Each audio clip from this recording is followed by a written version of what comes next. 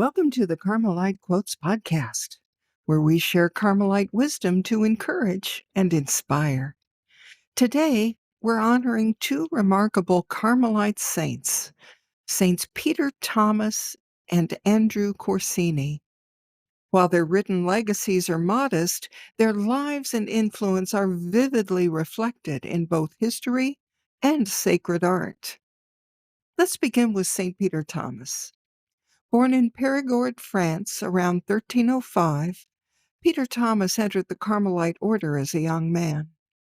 His intelligence and devotion quickly set him apart, leading to his appointment as Procurator General of the order at the papal court in Avignon, where he worked tirelessly to promote unity between the Eastern and Western churches.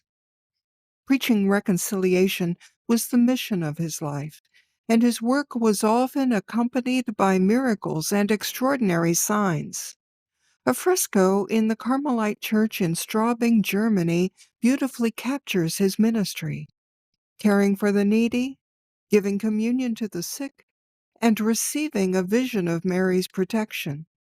Known for his deep Marian devotion, he is credited with a treatise on the Immaculate Conception and sermons that have been preserved, revealing his spiritual insight. Peter Thomas passed away in 1366, and his Carmelite feast day is celebrated on January 8.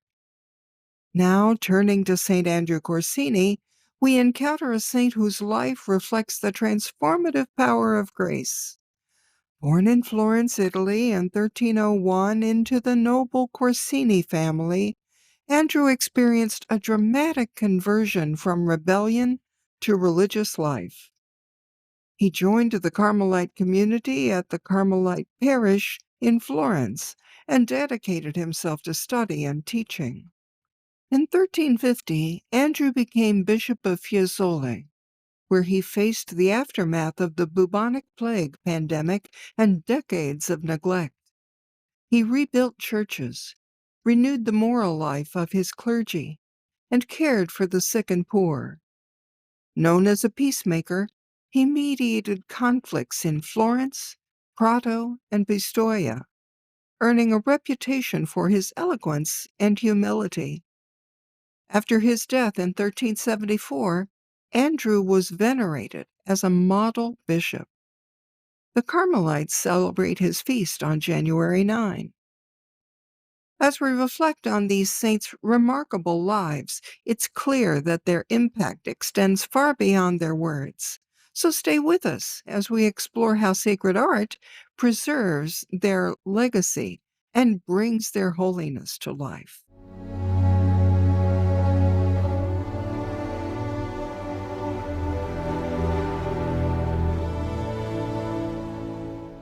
Francisco de Zurbaran's St. Peter Thomas is a part of the collection at the Museum of Fine Arts in Boston.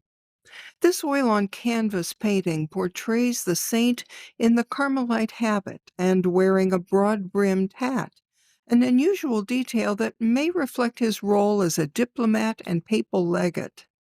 He holds a breviary in both hands, emphasizing his devotion to prayer and the recitation of the divine office. Zurbaran's attention to detail is evident in the textured folds of the Carmelite mantle and the serene expression on the saint's face. This painting invites viewers to reflect on St. Peter Thomas's life of prayer and his tireless work to foster peace within the Church.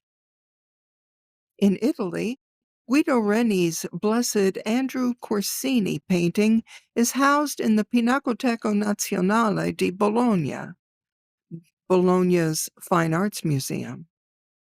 This painting, created in 1630, depicts St. Andrew Corsini standing in full episcopal regalia, holding a crozier in one hand and a book in the other.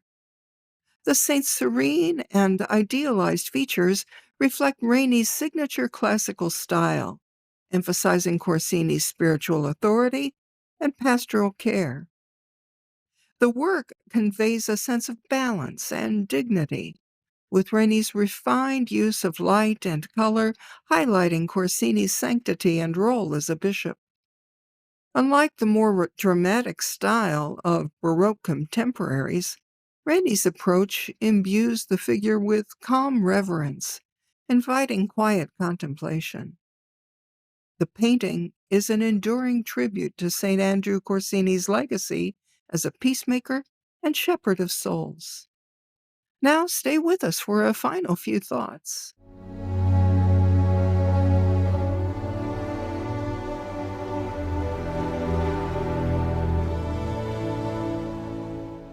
In both word and image, Saints Peter Thomas and Andrew Corsini inspire us to pursue lives of peace, unity, and transformation. Their visual representations remind us that holiness transcends time, inviting us to encounter their stories anew.